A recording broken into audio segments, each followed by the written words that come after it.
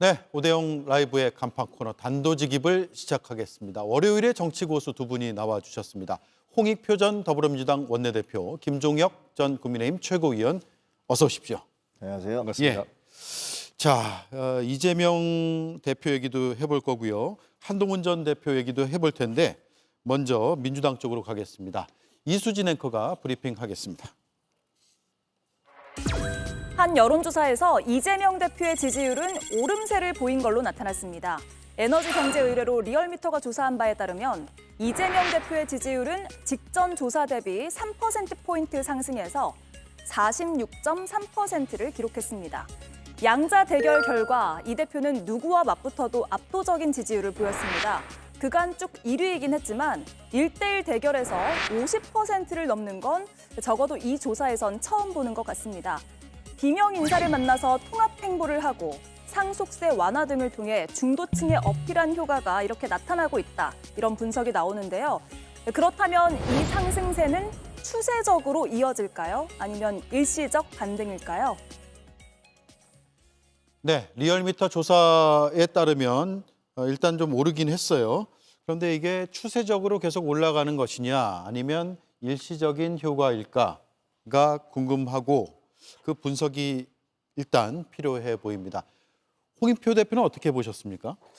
일단은 의미 있는 변화는 그동안 이제 이재명 대표에 대해서 여러 가지 이제 당 안팎에서 비판이 박스권 얘기가 많이 있었잖아요. 그러니까 예. 양자 대결이든 전체 지지율에서 전체 지지율은 30% 중후반, 그다음에 양자 대결은 40% 초반대에 머무르면서 그 본선 경쟁력이 있는 거냐 이런 우려가 일각에서 제기됐는데 이번 여론조사에서는 양자 대결, 다자 대결에서는 하여간 40% 중후반으로, 그다음에 양자 대결에서는 50%를 넘나드는 지지율이 나왔기 때문에 저희 그동안 비판되었던 박스권에서는 약간 탈출한 그런 모습을 보여준다는 게 큰 의미가 있고요. 그다음에 두 번째, 그럼 이런 것들이 구조적인 거냐 아니면 그 일시적인 거냐 이렇게 변화를 봐야 되는데 저는 나름대로 일정한 구조적인 변화 가능성은 있다고 생각을 합니다. 왜냐하면 두 가지 요인인데 하나는 민주당이 정책 선거를 조금 주도했어요. 이재명 대표 중심으로 해서 예를 들면 상속세 문제라든지 또는 주 52시간 문제 또 기타 여러 가지 정책 의제, 그 세제와 관련된 것들 중심으로 하면서 여러 가지 정책 의제를 제시했고 그것이 일단은 그 이재명 대표가 정책 의제를 던지면 그 의제에 대해서 국민의힘에서 반대하고 논란하고 이런 걸로 전개가 됐지 않습니까? 예. 그런 것 자체는 굉장히 유리한 거죠. 정책 논쟁을 끌어간다는 의미에서. 예. 한 가지 더 말씀드린 건 아까 뭐 뒤에도 또 저희가 다룰 텐데 소위 당내 여러 가지 불협화음의 여지들을 정리하고 최소화하기 위한 그 나름대로의 최선의 성의를 보였다, 예. 노력을 했다 이런 측면에서 전체적으로 제가 보기엔 당내 지지도도 좀 올라갔을 거고 당 밖의 중도층에서도 일부 부정적 시간이 좀 줄어든 것 아니냐 그러면서 지지율이 좀 올라갔고 이런 추세는 당분간은 지속될 가능성이 있다 이렇게 보입니다. 네, 박스권을 벗어났고 당분간 이어질 것이다.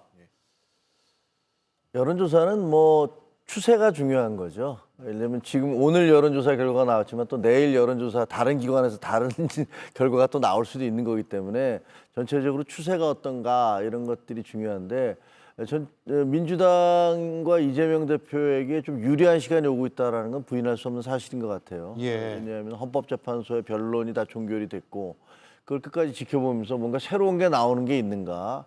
그동안에 국민의힘이나 대통령께서 주장하신 그런 것들에 대해서 입증할 증거가 있을까라고 생각했던 분들이 없네. 이렇게 판단을 내리신 것 같고요. 그런 것들이 실망하기 때문에 다른 여론조사에서도 중도층이 상당히 국민의힘과 대통령에게 등을 돌리고 있다.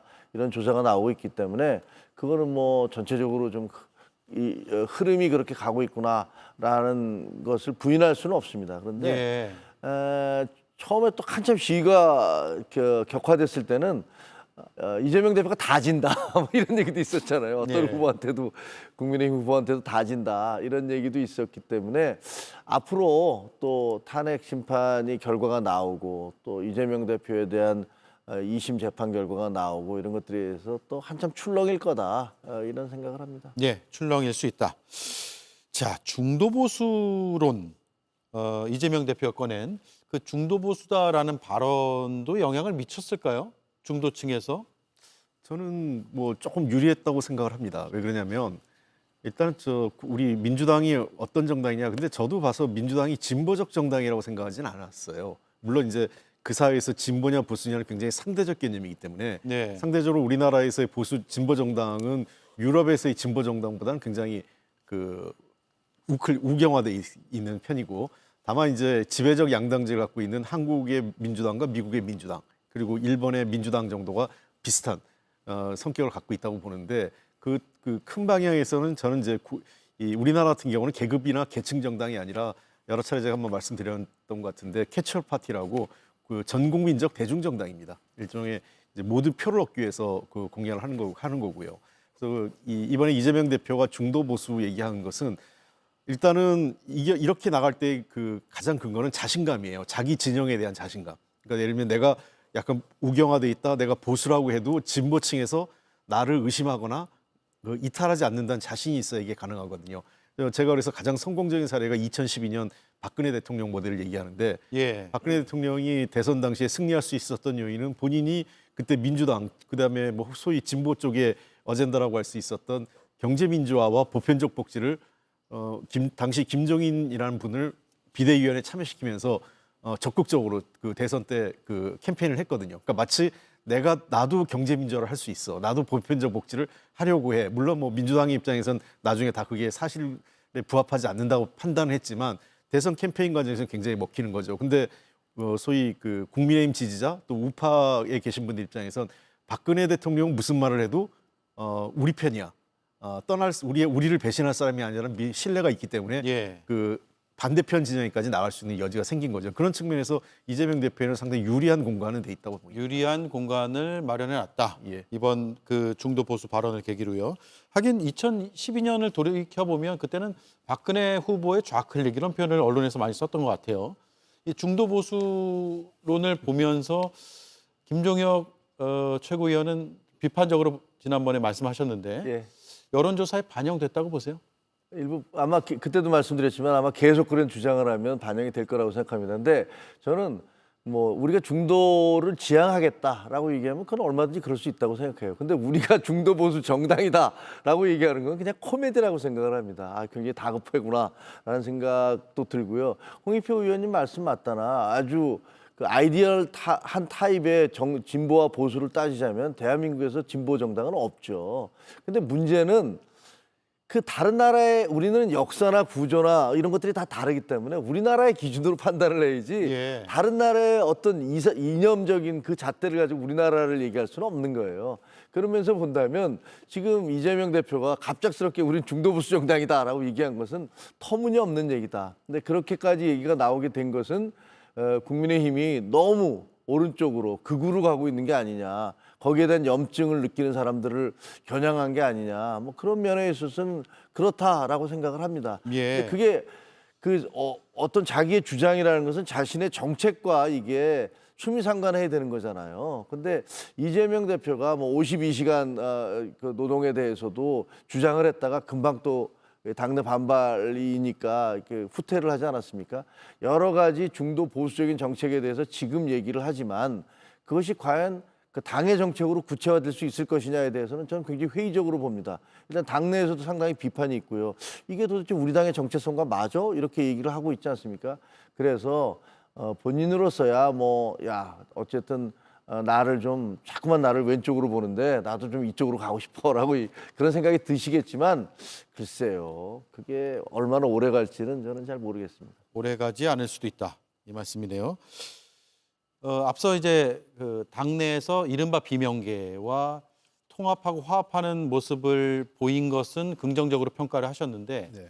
실제로 그러면 무엇을 논의했고 간극을 좁혔느냐에 대해서는 아직 뚜렷한 답은 안 나오는 것 같아요. 왜냐하면 개헌 문제에서 답을 해달라, 약속을 지켜달라 이런 요구가 있는데 뚜렷한 입장이 안 나오고 있거든요. 예, 당장 뭐 그 첫 술에 배부를 수 없다 이런 얘기 하지 않습니까? 그동안 쌓였던 것도 좀 있고 또 서로 오해도 있기 때문에 한 번의 만남을 갖고 다 해소될 수는 없다고 생각을 해요. 다만 그동안 그 일부 이제 몇몇 분들 같은 경우는 이재명 대표한테 섭섭했던 게 만남조차도 회피했다 이런 그 생각을 갖고 있었는데 네. 이번에는 만남 자체가 이루어지면서 그 예를 들면 이제 소위 비명계나 또 이재명 대표하고 어떤 대립적 관계에 있던 분들이 자기가 가지고 있던 얘기들 다 했다 이렇게 얘기를 하더라고요. 예를 들면 뭐 박용진 의원도 그렇고 임종석 전 실장도 그렇고 등등 모든 분들이 할 얘기는 다 했다 이런 얘기를 해요. 그 전해 들으려는 얘기를 보면 그 얘기인즉슨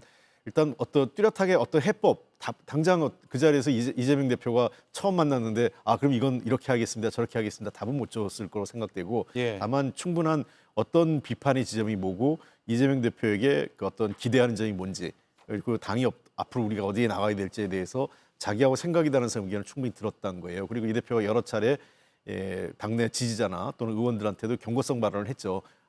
다양성이 중요하니까 자극적이고 어떤 격한 표현으로 공격하지 않았으면 좋겠다. 당의 어떤 역동성을 좀 살렸으면 좋겠다라는 얘기를 했고 실제로 그런 쪽으로 당내 분위기를 많이 끌고 가고 있는 것으로 알고 있습니다. 예. 저는 그 중요한 것은 이번에 처음 만났기 때문에요. 만약에 탄핵이 되고 나면 대선이 이루어질 수 있을 텐데 그때 정말 용광로 어떤 그 정당 그다음에 하나가 진짜 원팀이 될 수 있는 것은 고스란히 이재명 대표의 몫이라고 생각을 해요. 그래서 이재명 대표가 얼만큼 정치력을 발휘해서 자기하고 생각이 다른 사람들도 포용하고 또 다 반대 의견을 받을 건 받고 못 받을 것 같은 경우에는 얼마나 왜 못 받는지를 충분히 설명하면서 갈 수 있는 그런 노력이 필요하죠. 그런 측면에서 이재명 대표 스스로가 이거는 가장 유력한 민주당의 대선 후보이기 때문에 고스란히 이재명 대표의 몫이라고 생각을 합니다. 잘할 예. 거로 저는 기대하고 있습니다. 예.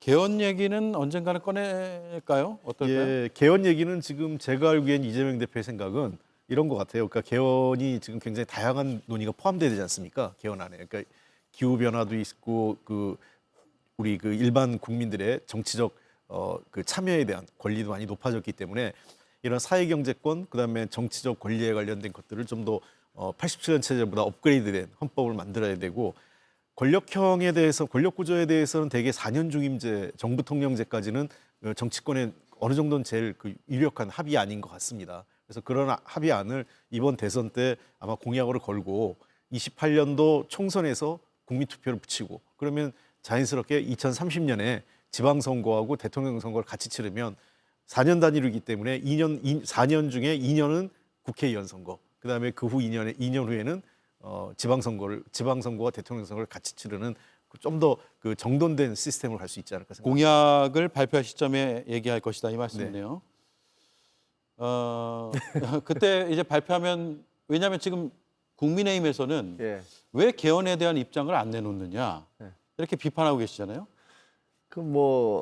제가 생각하기에는 한동훈 대표도 어제 연평해전 관람하면서 얘기를 했지만 이재명 대표로서는 5년 동안 자기를 보호해줄 장치가 필요하다 이렇게 생각하시기 때문이 아닐까라고 보여지는데요. 저는 87년 체제가 이제 6공화국 헌법이 시작된 거잖아요. 그때 당시에 이제 5공화국의 간선제, 체육관에서 뽑는 그 선거를 군사정부에서는 그것을 계속 강행하려고 했고 거기에 대한 반발이 개헌 서명 천만인 서명운동 이런 것들을 진행돼서 6공화국 헌법을 만들어냈죠. 예. 근데 그 6공화국 헌법은 상당히 그런 면에서는 위대한 측면이 있어요. 그런데 이것이 5년 단임제라는 그때 당시에 어떤 일로 삼김, 노태우, 김영삼, 김대중, 김종필 이 네 분의 어떤 이해관계에 맞아 떨어지면서 5년 단임제의 권력 구조만을 이렇게 만들어 놨거든요. 근데 지금 6공화국 헌법을 보면 과거의 유신헌법이라든가 혹은 5공화국 헌법에 있어서 있었던 것들을 거의 대부분 다 수용을 한 거예요. 그냥 권력 구조만 바꿔놓고 몇 개만 예를 들면 헌법재판소를 만든다든가 이런 식으로 해서 몇 개만 해놓고서 그대로 끌고 왔기 때문에 그로 인한 부작용이 적지가 않습니다. 당장 5년 단임제의 폐해가 정말 심각하고요. 예. 그리고 또 그 헌법의 내재해 있는 과거의 어떤 시스템을 그대로 받아들임으로 해서 미래로 가는데 우리의 발목을 잡는 것들이 있다라고 생각이 되어져요. 그래서 저는 아마 이번 선거는 개헌을 하자.